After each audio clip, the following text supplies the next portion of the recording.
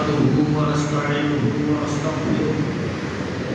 ونعوذ بالله من شرور أنفسنا ومن سيئات أعمالنا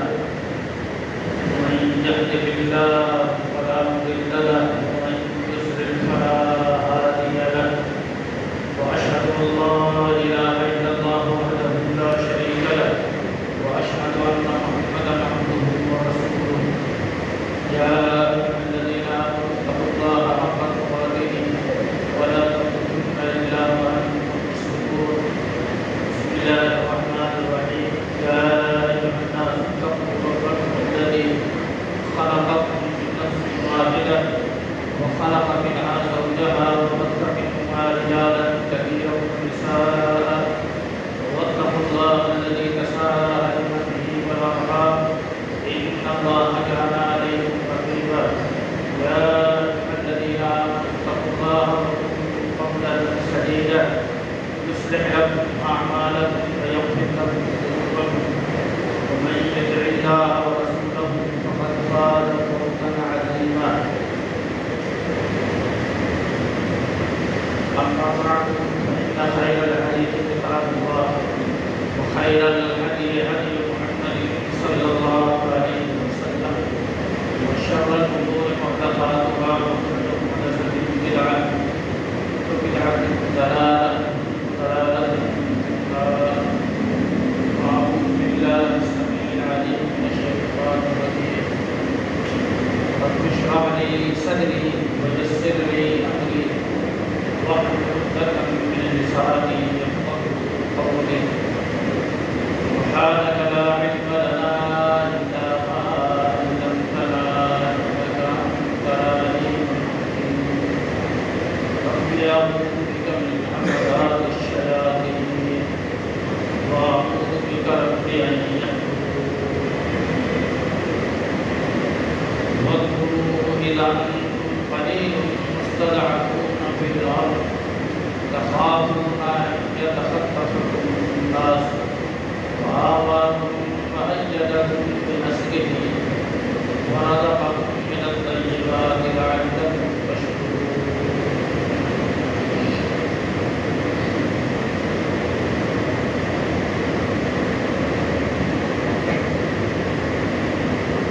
واذكروا إذا أنتم قليل مستضعفون في الأرض اس وقت کو یاد کرو جب تم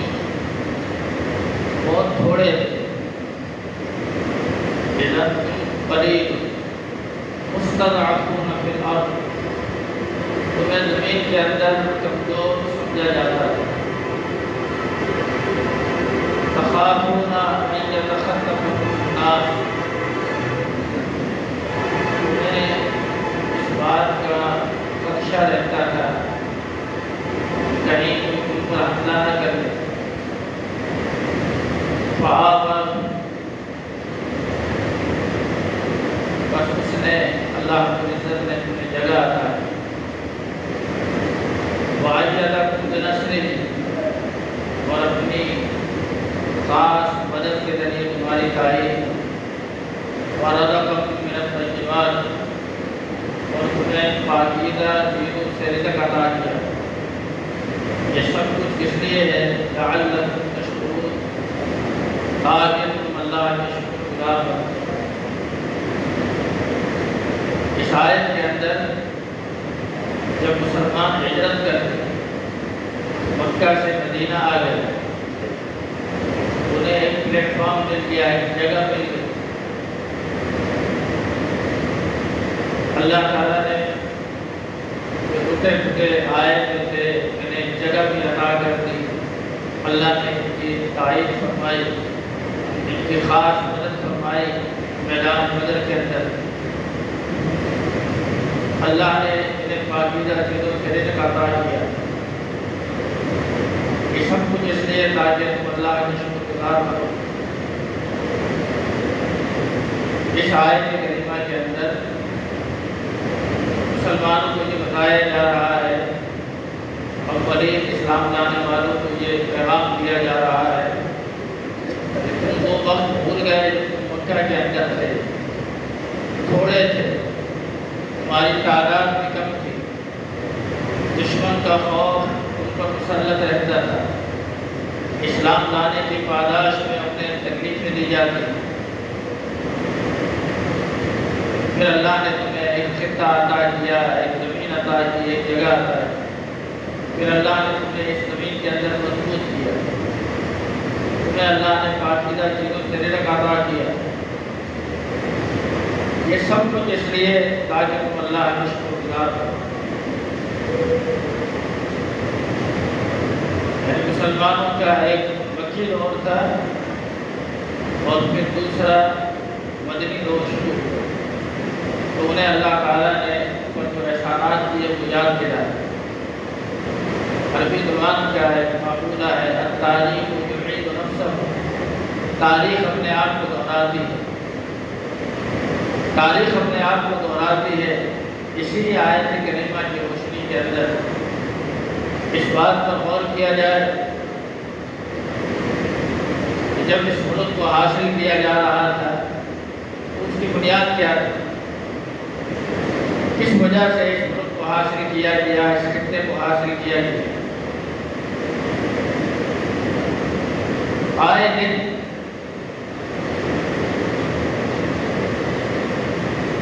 مسلم ہندو فسادات ہوتے رہے، اس بنیاد پر دو قومی نظریوں کا تصور سامنے آیا،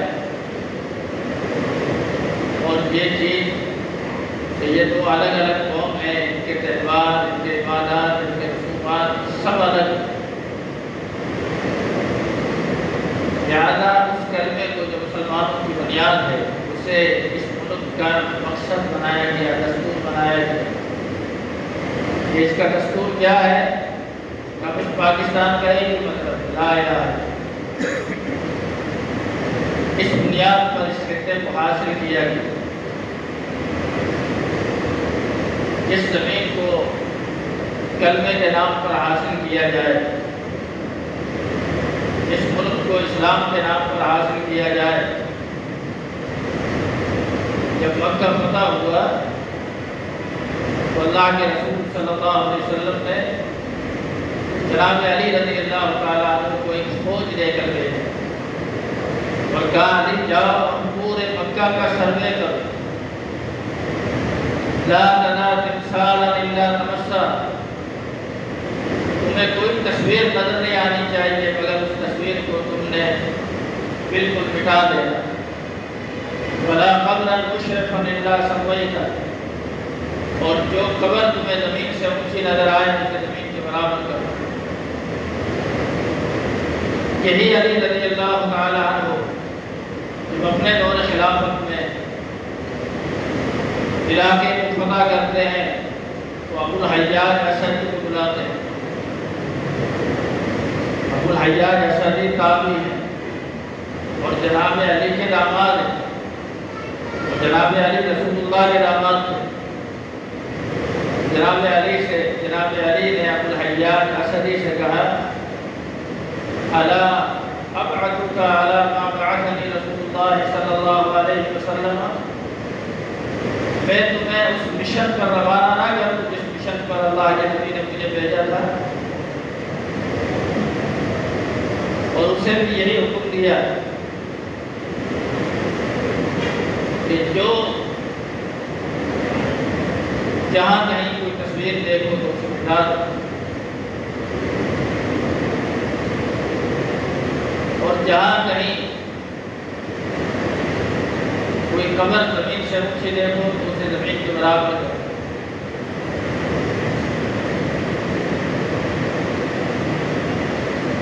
اس کلمے کے نام پر اس ملک کو حاصل کیا گیا، جس بنیاد پر اس کو حاصل کیا گیا، جس مقصد کے لیے اس کو حاصل کیا گیا، آج تک جتنے بھی لوگ اس منصب پر فائز ہوئے کہ وہ اس دین کو نافذ کریں، اور 75 سال ہو چکے، آج تک اس مقصد کی طرف کوئی نہیں آیا۔ عزت تو یہ ہے کہ اس ملک میں اللہ کے دین کا بول بالا، اللہ کا دین پھیلے ہوئے۔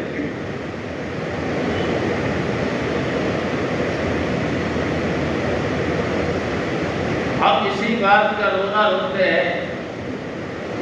کہ ابھی ہم مضبوط نہیں، ابھی ہم اپنے پاؤں پر نہیں کھڑے، ابھی ہمارے معاشی مسائل ہیں، ابھی اغیار سے ہمارے معاملات ہیں، ابھی فلاں ہے، ابھی فلاں ہے۔ جتنی چیزوں کے اندر آج مسلمان گھرے ہوئے ہیں، جن مسائل کے اندر، ان تمام مسائل کا حل جناب عباس رضی اللہ تعالیٰ عنہ سے روایت مروی ہے، موطا امام مالک فرماتے ہیں کہ جب قوم کے اندر 5 قسم کے گناہ ہوں گے تو پھر قوم 5 طرح کے اللہ کے عذاب میں گرفتار ہوگی۔ یہ جناب عباس رضی اللہ تعالیٰ عنہ کا اگرچہ قول ہے، جس کو ہم اپنی دینی اصطلاح کے اندر اثر کہتے ہیں، کہ ابن عباس سے ایک اثر منقول روایت کیا گیا، لیکن حقیقت میں یہ مرفوع حدیث ہے، کیونکہ صحابی آگے جو بات کر رہے ہیں وہ اپنی رائے سے نہیں کر رہے۔ صحابی جب کوئی ایسی بات کرے جو رائے اور قیاس سے نہ ہو تو اس کو حدیث مرفوع کہا جاتا ہے،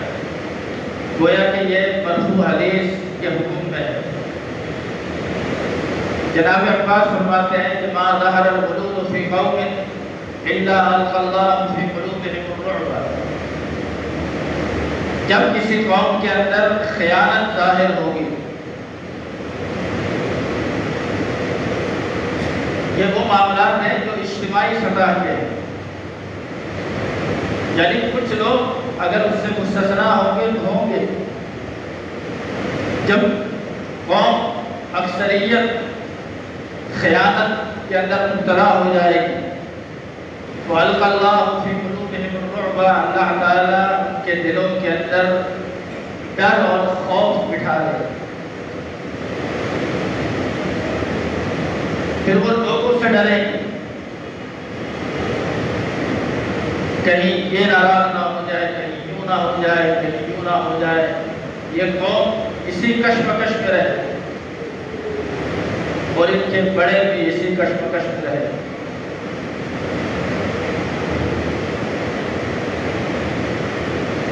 پھر فرمایا کہ ولا فشد دینا،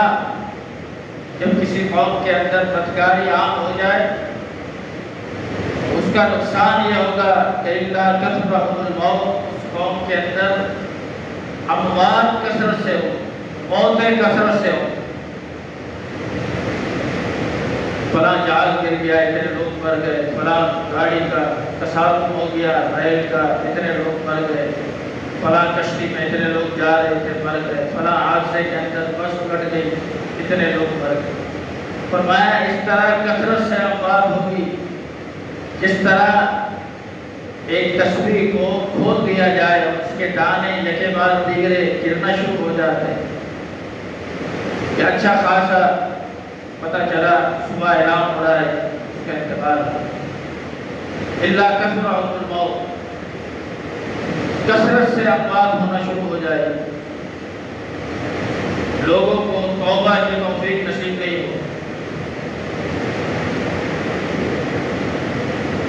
وما نقص قوم المکیال والمیزان، جو قوم نام تول کے اندر کمی کرے گی، اس گناہ میں ملوث ہوگی، الا قطع عنهم الرزق، اس قوم کا معاشی معاملہ کبھی حل نہیں ہوگا، وہ قوم معاشی اعتبار سے کبھی پنپنے نہ پائے گی، اس قوم معاشی بحران کا شکار ہو جائے۔ اب لوگ خارجی اسباب تلاش کرتے ہیں ہمارے معاشی معاملات کیسے حل ہو سکتے، کوئی کہتا ہے ہمیں شرح فیصد کو بڑھانا چاہیے، سود کی شرح کو بڑھانا چاہیے، کسی نے کہا نہیں کم کرنا چاہیے، کسی نے کہا فلاں سے قرضہ لینا چاہیے، کسی نے کہا فلاں سے قرضہ نہیں لینا چاہیے۔ یہ معاشی استحکام کی صورتیں تلاش کر رہا ہے، اس کا حقیقی سبب تلاش نہیں کر رہا۔ اس کا حقیقی سبب کیا ہے؟ وجہ کیا ہے؟ معاملات کیا ہے؟ چھوٹے سے چھوٹے پیمانے سے لے کر بڑے سے بڑے بازار تک دیکھیں، لوگوں کے اندر اس طرح نام طور کے اندر کمی کا معاملہ عام ہے، مارکیٹ کا رجحان بن گیا۔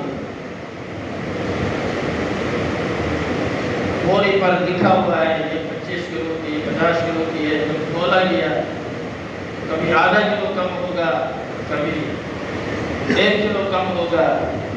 کبھی 700 گرام کم ہوگا،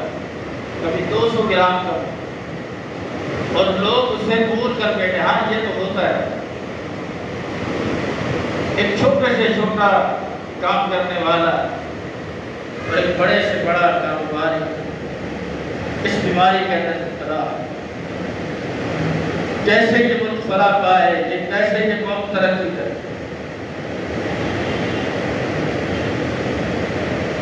فرمایا وما حکم قوم بغیر حق،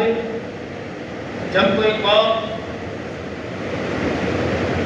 حق کے علاوہ، قرآن و سنت کے علاوہ کسی چیز کو اپنا حکم بنا لے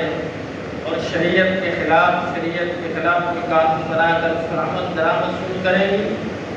الا فشا فیہ الدم، اس قوم کے اندر قتل و غارت گری زیادہ ہو جائے۔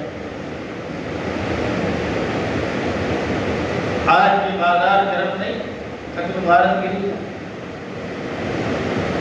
کہیں مسلمانوں کو مارا جا رہا ہے، قتل کیا جا رہا ہے، کہیں مسلمان آپس میں بھیڑ رہے ہیں، لڑ رہے ہیں، مر رہے ہیں۔ چھوٹی چھوٹی سی بات، معمولی سی بات، کبھی قومیت کے نام پر، کبھی لسانیت کے نام پر، کہیں رنگ و نسل کے نام پر، یہ جہالت آج بھی موجود ہے معاشرے میں۔ آخری بات فرمائے کہ ولا خطر قوم العہد، جب کوئی قوم بدعہدی کا شکار ہوتی ہے، اس قوم نے بھی اللہ سے ایک وعدہ کیا تھا کہ اللہ ہمیں ایک ملک عطا کر، ہم اس ملک میں لا الہ الا اللہ کی بنیاد پر قانون سازی کریں گے، دستور سازی کریں گے۔ اس کا مطلب یہی ہے، پاکستان کا مطلب کہ لا الہ ہے۔ قوم نے اللہ سے عہد کیا، بڑوں نے اللہ سے عہد کیا، وعدہ کیا۔ میں جو قوم اللہ سے کیے ہوئے وعدے کو فراموش کر دے، اللہ سلط اللہ علیہ العدو، اللہ اس قوم پر اس کے بدترین دشمن کو مسلط کر دے۔ آج مسلمانوں کا بدترین دشمن مسلمانوں کو مسلط نہیں، ہم نہیں دیکھ رہے۔ آج لوگوں سے ڈرنے کا عالم یہ ہے کہ یخشون الناس کخشیۃ اللہ، لوگوں سے اس طرح ڈرتے ہیں جیسے اللہ سے ڈرنا چاہتے ہیں۔ اللہ کا ڈر تو لوگوں کے ڈر سے کہیں زیادہ ہونا چاہیے۔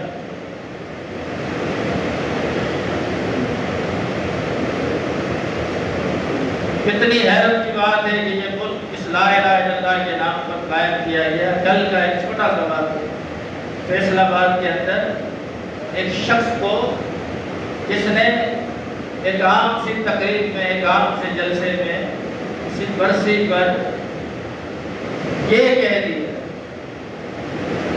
کہ صرف اللہ کی ذات لاسانی ہے، وہاں کوئی پیر لاسانی ہے۔ اس کے مریدوں نے اس کا وہ حال کیا، وہ مارا ہے اس کو مرنے کے قریب۔ اس کا جرم یہ ہے کہ اس نے کہا ہے کہ اللہ کی ذات لاسانی ہے، باقی کوئی لاسانی نہیں۔ اس کے اندر کیا غلط ہے؟ جس توحید کے نام پر اس ملک کو حاصل کیا گیا، اگر اس توحید کی بات کو اس ملک میں کرے تو معاذ اللہ وہ مجرم ہے، وہ جھوٹا ہے، وہ گناہگار ہے، اس نے کوئی بہت بڑا پاپ کر لیا ہے۔ یعنی ہر ایک کے حقوق یہاں محفوظ ہیں، ہر ایک کو پروٹوکول حاصل ہے۔ اگر حقوق محفوظ نہیں ہے، پروٹوکول حاصل نہیں، تو اللہ کی توحید کو حاصل ہے۔ سب سے زیادہ اللہ کی ذات اس لائق ہے کہ اس کو پروٹوکول، اللہ کی توحید کو پروٹوکول